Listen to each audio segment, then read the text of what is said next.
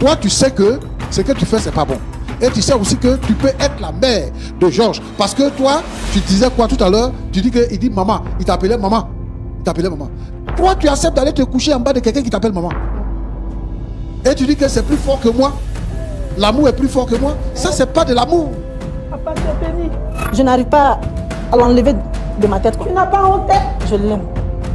Sincèrement. Donc, maman. Pardon. Si tu ne connais pas ta maman, elle va me péter sur sa figure. Quand tu me regardes, elle ressemble à ta maman. Tu n'as même pas. Un enfant de 25 ans comme ça, tu fous quoi avec lui? Je l'aime. Tu l'aimes quoi? Tu aimes quoi? Tu vas venir avec ta femme, qui sera une vieille femme en ce moment-là. Tu auras honte même de la présenter, même de sortir avec elle. Tu n'auras pas un foyer heureux. C'est pour ça que vous-même, vous savez que ce que vous faites là, c'est mauvais. Vous ne dites pas ça à l'église. Tu dis, voyons la place qu'on occupe à l'église, donc tu vis avec elle. Shalom à votre chère. C'est bien, monsieur. Vous allez bien, j'espère? Oui, ça va. Super bien. Est-ce que vous reconnaissez la femme qui est juste en face de vous? Oui, je la connais. Alors, quels sont les rapports, quels sont les liens qui vous lient à cette dame? Bon, c'est la maman de Georges. J'étais allée évangéliser chez elle 1 ou 2 fois, je crois. D'accord. Très cher monsieur Georges, vous allez bien, j'espère? Oui, je ne vais pas bien, monsieur. Je vous sens un peu crispé, ça va? Oui, ça va. D'accord. En tout cas, moi, comme je l'ai dit, je suis très content de vous avoir. Je suis le frère Roland, vous avez le pasteur Toumou en face. Je vais poser la même question que j'ai posée à la dame juste à côté. Est-ce que vous reconnaissez cette femme juste en face de moi? Oui, je la reconnais, c'est ma mère. D'accord. Quels sont les liens qui vous lient en fait? Quels sont vos rapports? En fait, il faut dire que depuis un certain moment, ma mère et mon père sont vraiment un obstacle pour moi. Parce que je n'arrive pas à comprendre pourquoi ils veulent s'opposer à ma relation avec Sephora. Comme j'ai eu à leur dire, je ne suis plus un gamin. J'ai maintenant 25 ans. Je connais le bien et le mal. Lui, s'il faille que je réunis mes liens Georges. pour Sephora, je le ferai. Parce que je l'aime et c'est avec elle que je vais terminer le reste de ma vie. Georges. Oui, maman, ma décision est prise. D'accord, attendez. Je pense que j'ai manqué un épisode. Alors, vous dites que vous êtes prêt à régner votre mère s'il le faut. Qu'est-ce qui n'a pas marché? Il s'oppose à vous. Pourquoi? Comment? Donnez-nous au moins votre explication, votre version des faits. Ils s'opposent à ma relation parce qu'ils se disent que Sephora est plus âgée que moi. Mais notez bien, en amour, il n'y a pas d'âge. Tu peux avoir 100 ans et te marier avec quelqu'un de 20 ans. Et c'est elle que mon cœur a choisi, raison pour laquelle je dis, s'il fallait que je réunis ma famille pour Sephora, je le ferai. Comment vous faites la rencontre de Sephora et depuis combien de temps dure votre relation? Il faut dire que ça fait pratiquement 2 ans que j'ai rencontré Sephora. C'était lors d'une séance d'évangélisation. Voilà, Dieu merci. Aujourd'hui, si je suis chrétien, c'est grâce à Sephora. Car c'est grâce à elle, je suis ancré dans la foi. Elle a réussi à gagner mon âme au Christ. Et pour cela, mes parents et moi lui devons tout le merci. Et donc c'est comme ça, chemin faisant, on échangeait jusqu'à ce que je puisse nourrir en moi des sentiments pour elle. C'était compliqué pour moi de lui avouer mes sentiments. Mais vu que Dieu ne fait rien au hasard, j'ai pris sur moi le courage de pouvoir lui dire que je l'aimais. Et que sans elle, peut-être j'allais mourir. Alors, loin de moi de vous juger, mais quand je vous vois et que je regarde la dame juste à côté, l'écart d'âge qui est entre vous est énorme, elle a l'âge de votre mère. Monsieur l'animateur, je me fiche de l'âge ou de l'écart d'âge qu'il y a entre elle et moi. Vous ne pouvez pas comprendre ce que je ressens présentement. C'est maintenant que je me rends compte que mes amis avaient raison. Parce que dans le passé, mes amis me demandaient si je pouvais me mettre, est-ce qu'un jour j'allais pouvoir me mettre en relation avec une personne qui était aussi plus âgée que moi. Et j'ai souri, j'ai dit non, pourquoi? Mais je le vis présentement. Et parce que je suis fou amoureux de Sephora. Comme je l'ai dit, s'il fallait que j'affronte la plus grande amie du monde pour rester avec Sephora, je le ferai. C'est avec elle que je vais terminer tout le reste de ma vie. Je l'aime, monsieur, vous ne pouvez pas comprendre. Je l'aime. Pas de ma faute. Alors vous êtes prisonnier de l'amour, c'est ça? Oui, c'est ça, monsieur. Alors Dame Sephora, vous venez d'entendre ce que vient de dire ce Georges à côté. Oui. Je l'ai bien entendu. On va essayer de parler un peu plus fort, s'il vous plaît. Oui, je l'ai bien entendu, monsieur. Bon. Est-ce que ce Moi qu'il dit aussi. est vrai? Oui, c'est vrai. Parce que moi aussi, je suis prisonnière aussi. de cet amour. Abomination. Je suis victime de mon amour. Bon, depuis mon bas âge, je me suis donnée au Seigneur. Et vu que j'étais... C'est pas facile pour moi, essayez de parler plus fort. Depuis mon bas âge, je me suis donnée au Seigneur très tôt. Et comme j'étais avancée dans la vie chrétienne, j'ai décidé de garder ma virginité et d'offrir cette virginité-là à un homme sérieux qui veut me prendre comme femme. Et c'est là, au moment où j'ai croisé Georges, c'était à une séance d'évangélisation. J'étais allée évangéliser et j'ai vu un groupe de jeunes et je suis allée vers eux pour les évangéliser. Et quand j'ai fini, j'ai vu Georges avec une cigarette. Et lui et moi, on a échangé les contacts. Pas pour l'amener vers moi, mais c'était pour l'amener au Seigneur.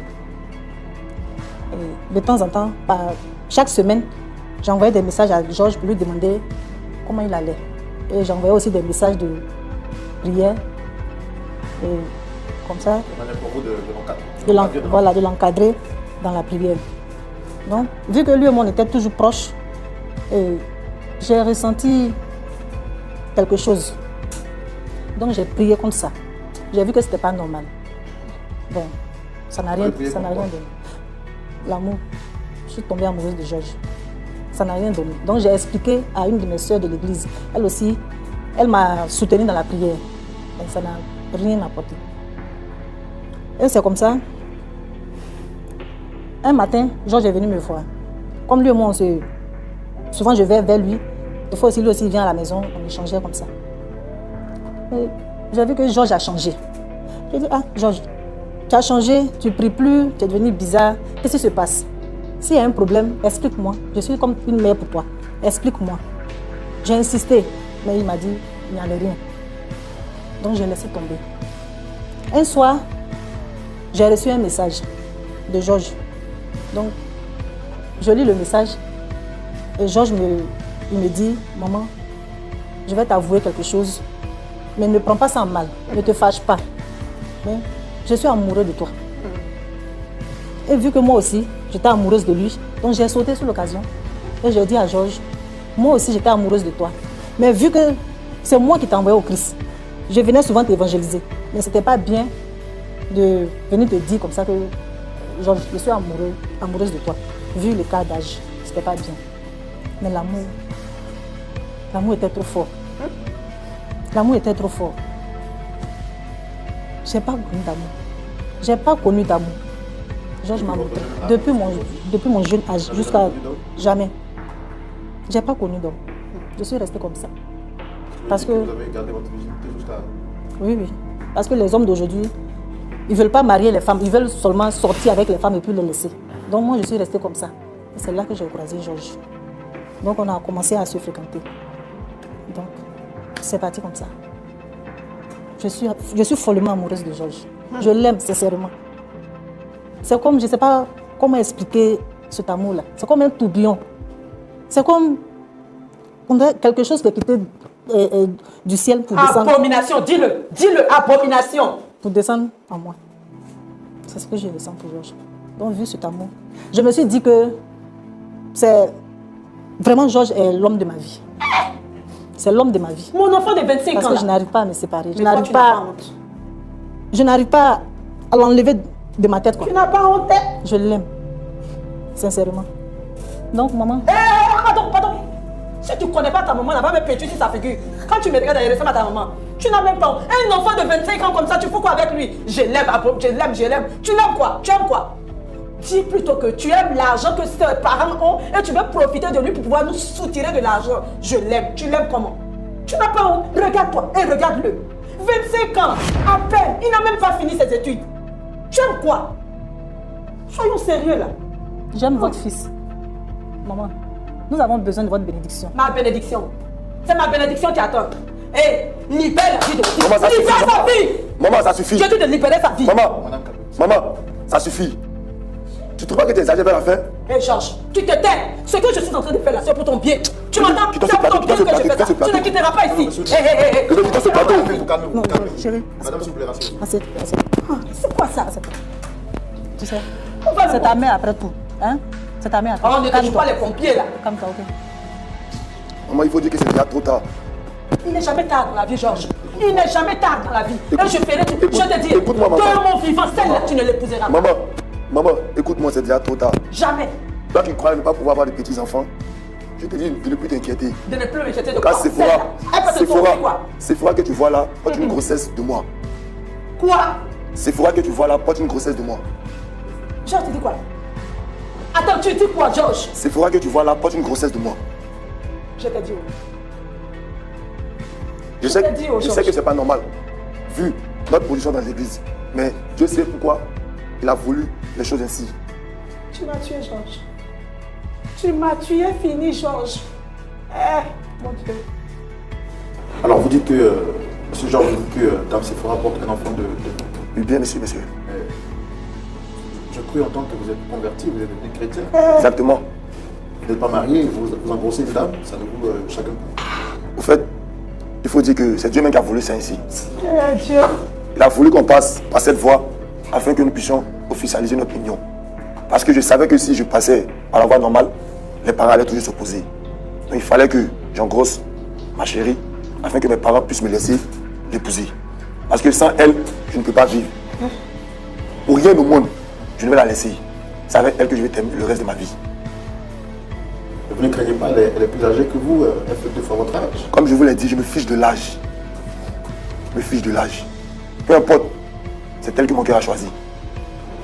En tout cas, merci à vous. Moi, j'ai tout plaisir à vous écouter. Est-ce que vous n'avez pas des remords, madame Dame Sephora?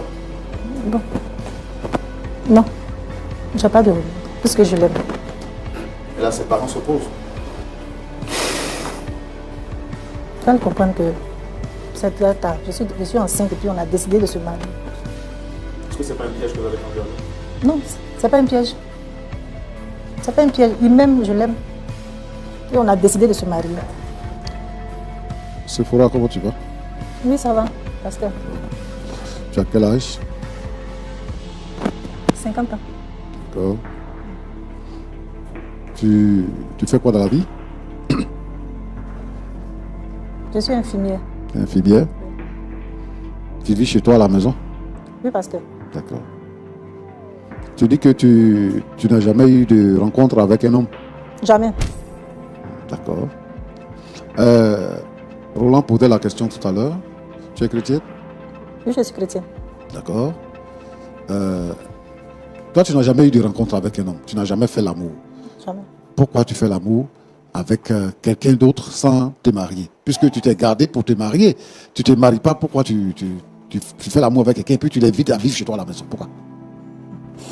Comme je venais de le dire tout à l'heure, que c'était plus fort que moi. L'amour était plus fort que moi. Voilà. C'est pourquoi on s'est laissé aller. Est-ce que ton pasteur est au courant que tu vis avec Georges? Non. Le pasteur n'est pas au courant? Tu penses que ce que tu fais, c'est bon? Je sais que c'est pas bon, mais... Ah, tu sais que c'est pas bon? C'est l'amour. L'amour n'a pas d'âge. Bon, ça suffit pour moi. Quand tu dis que tu sais que c'est pas bon, ça suffit pour moi. D'accord. Georges, comment tu vas? Avant Sephora, tu avais une copine? On peut le dire ainsi? 1 ou 2, 3 copines? Non, une seule. Une seule. Et pourquoi vous vous êtes séparés? Bon, il y a plusieurs motifs. Mais c'est parce que je voulais me concentrer sur ma foi, sur la voie du Seigneur, que j'ai décidé de l'abandonner. Bon, est-ce que maintenant tu peux dire que tu es concentré sur la voie du Seigneur? Bon, vu la situation que je traverse en ce moment, je peux dire que non. Non. Merci beaucoup. Maman Ako. Oui, papa. Je voudrais te saluer et saluer ton mari. Merci, papa.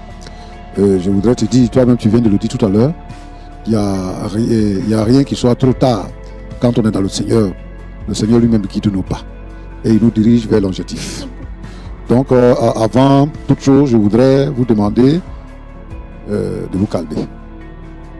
De vous calmer et de croire que le Seigneur a le dernier mot. Voilà. Sephora, ce que je veux te dire, la Bible dit que le salaire du péché, c'est la mort.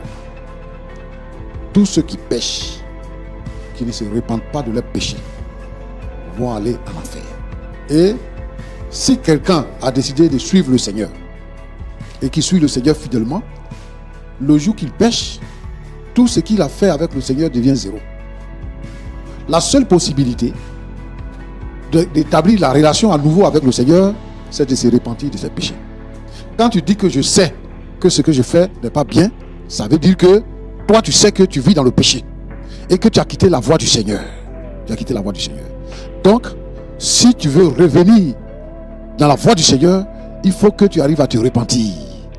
Maintenant, se repentir veut dire abandonner sa mauvaise voie, faire demi-tour et décider de ne plus pratiquer le mal.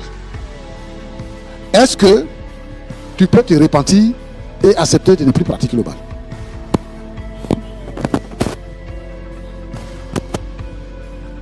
Avoir des rapports sexuels là, c'est un besoin biologique. Tout être humain a le désir. C'est comme la faim, c'est comme la soif. Tu dois satisfaire à ça.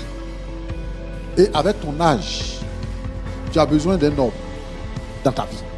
Tu as besoin d'un homme. Et le fait d'avoir croisé ce jeune homme-là, il arrive à te satisfaire normalement. Et donc, tu penses que c'est suffisant. Mais ce n'est pas suffisant parce que tu es en train de détruire la vie de quelqu'un. Tu es en train de détruire une famille qui était soudée. Tu es en train de faire mal au cœur d'une maman qui a espéré quelque chose de meilleur pour son fils. Il y a 25 ans entre toi et puis Georges. Toi, tu sais que ce que tu fais, c'est pas bon. Et tu sais aussi que tu peux être la mère de Georges. Parce que toi, tu disais quoi tout à l'heure? Tu dis qu'il dit maman. Il t'appelait maman. Il t'appelait maman. Toi, tu acceptes d'aller te coucher en bas de quelqu'un qui t'appelle maman. Et tu dis que c'est plus fort que moi. L'amour est plus fort que moi. Ça, c'est pas de l'amour. Papa, tu es béni. C'est un péché. Donc, tu dois te repentir de ton péché. Et tu dois reprendre avec le Seigneur. Moi, je suis content de t'entendre dire que vraiment, je me suis gardé depuis toujours. Si tu avais prié, le Seigneur t'aurait donné quelqu'un. Mais tu l'as convoité. Et tu as cédé au désir de la chair. Ce n'est pas le Seigneur qui a voulu ce qui se passe. Donc, c'est un impère de dire que j'ai prié le Seigneur pour qu'il enlève son amour là dans mon cœur. Il n'a pas enlevé ça dans mon cœur. Donc, c'est la volonté de Dieu. Ce n'est pas la volonté de Dieu. C'est le fruit du péché. Donc, il faut te repentir. Pour que tes péchés te soient pardonnés. Et que si tu as le besoin de te marier, pour que le Seigneur te donne un mari. Bon, Roland te posait la question tout à l'heure. Est-ce que tu ne l'as pas piégé?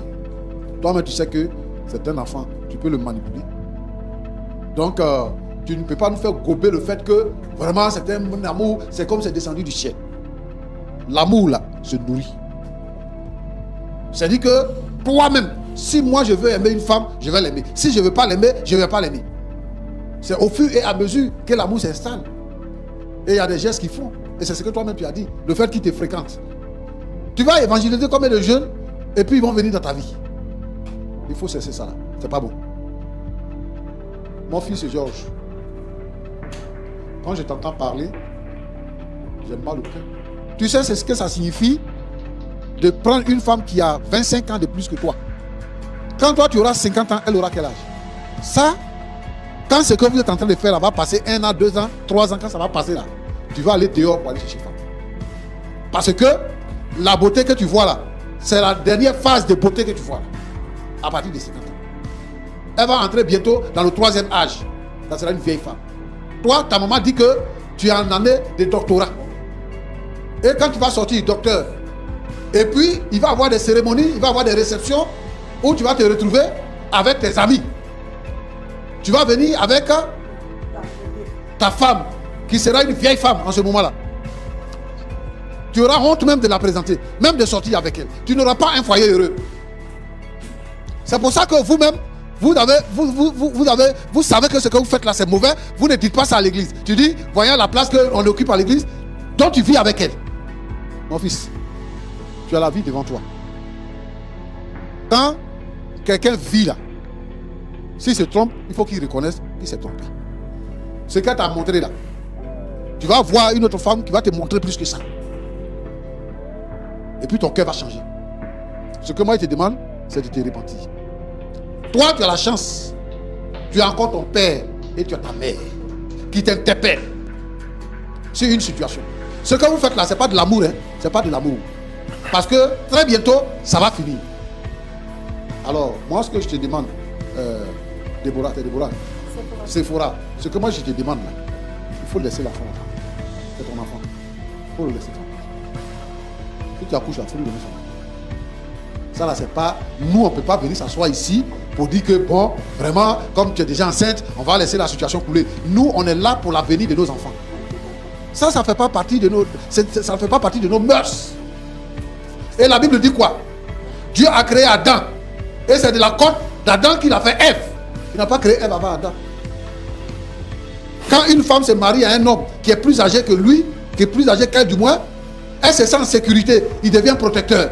Toi, tu vas prendre ton bébé pour le garder dans la maison. Tu vas la faire mal. Roland, moi je ne suis pas d'accord avec ça.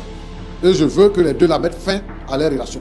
Et Georges doit demander pardon à ses parents pour avoir quitté la maison et aller s'installer chez une femme. Et il doit aller demander pardon au pasteur et à l'église. Et se repentir de son péché. Nous n'encourageons pas de telles choses. Je veux dire ici à tous les jeunes gens qui seraient tentés d'avoir des gnaillis, d'arrêter ça. Ça ne fait pas partie de nos projets. Au moins si c'était 3 ans, si c'était 5 ans, on peut comprendre. Mais jusqu'à 25 ans, non, moi je ne suis pas d'accord. Et toi tu dis quoi? Que tu es prêt à affronter toutes les armées, même à renier tes parents pour une femme. Est-ce que tu sais ce que tu dis? C'est pour là. Comme maman l'a dit là, il faut libérer l'enfant. Il faut le libérer. Il y a des bons frères qui ont ton âge, qui peuvent te prendre. C'est parce que quand ils viennent là, tu dis non. Quand les frères viennent pour dire je vais te marier, elle dit non, c'est pas la volonté de Dieu. Tellement qu'elle se voit belle. Jusqu'à elle devienne vieille fille, c'est ce que tu es devenu. Maintenant, c'est pour aller pêcher chez les enfants là-bas. Tu vas à l'école du dimanche pour aller pêcher là-bas. C'est ça que tu vas faire. Et toutes les soeurs qui sont dans l'église, s'il y a un frère qui se présente à toi, il ne faut pas dire non comme ça. Il faut prier. Si tu vois que c'est la volonté de Dieu, il faut te marier. Il n'y a pas une femme qui est trop belle pour un homme. Alors mon cher Roland, oui, pasteur. Voilà ce que je voulais dire et que Dieu vous bénisse. Merci, papa. En tout cas, merci beaucoup pour vos sages conseils. J'ai pris plaisir à les écouter. C'est vrai, par moments, j'avais un peu le visage un peu défait, c'est-à-dire je souriais un peu. Mais c'était une manière pour moi de vous dire que j'apprécie vraiment vos sages conseils. Damakou, comment est-ce que vous vous sentez après les conseils du pasteur Tchoumou? Bien. Notre papa a tout dit et c'est la vérité. Je me sens très bien, libérée à moitié. Je pense maintenant que la séparation sera concrète. En tout cas, je ferai tout pour qu'elle soit à l'aise et qu'elle accouche dans de bonnes conditions. Dame Sephora, après les conseils du pasteur Tchoumou, est-ce que vous avez quelque chose? Est-ce que vous décidez de continuer ou vous souhaitez refaire chemin? Ou vous êtes toujours prisonnière de l'amour?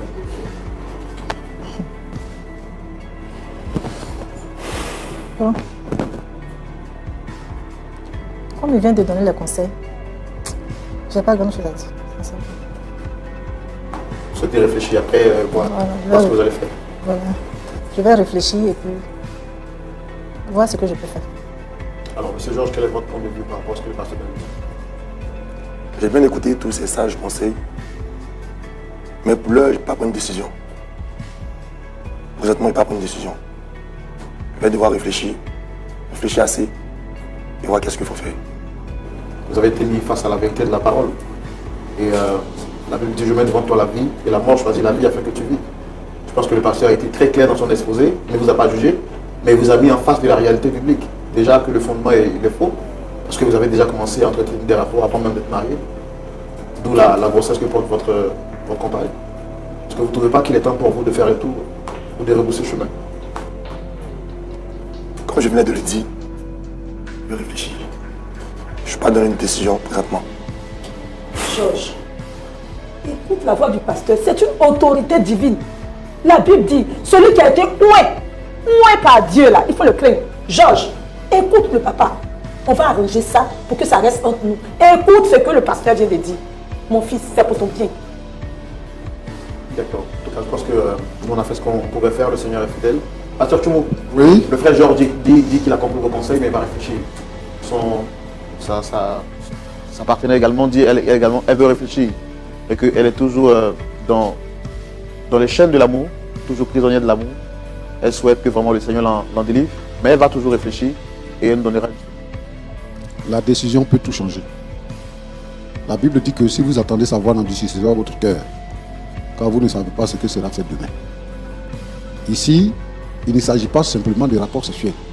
Il s'agit de frères et de sœurs en Christ qui ont péché. Et donc, si un frère tombe, il peut se relever. Si une sœur tombe, elle peut se relever. Ce n'est pas une question de réflexion. C'est une question de vie et de mort.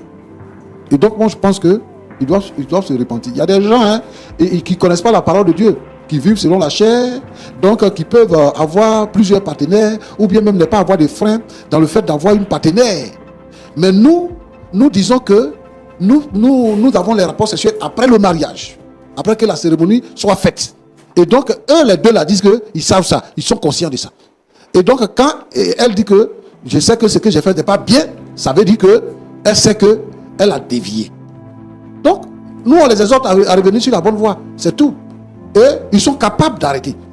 Maintenant, s'ils ne veulent pas arrêter, ça, c'est une autre voie qu'ils choisissent. Moi, je pense qu'aujourd'hui, le Seigneur leur donne l'occasion de se repentir de leurs péchés et de revenir à lui pour qu'ils soient bénis. Et moi, je pense aussi que tous ceux qui vivent cette situation-là, qui sont dans nos assemblées et qui se cachent pour sortir avec les femmes, mais ils ont besoin de se repentir pour que la faveur de Dieu vienne sur leur vie, pour que la bénédiction vienne sur leur vie, pour ne pas que la malédiction s'attache à eux. Voilà. Donc, que Dieu vous bénisse dans votre réflexion. Amen. Merci beaucoup, pasteur, pour vos conseils. Je pense qu'on va terminer en prière, les recommander la grâce de Dieu. Ils ont dit qu'ils vont réfléchir. Les pensées de l'homme lui profitent beaucoup de choses, mais parmi toutes ces pensées, il n'y a que la volonté de Dieu qui s'accomplit. Je souhaiterais que vous puissiez nous recommander en prière et que le Seigneur conduise toutes choses.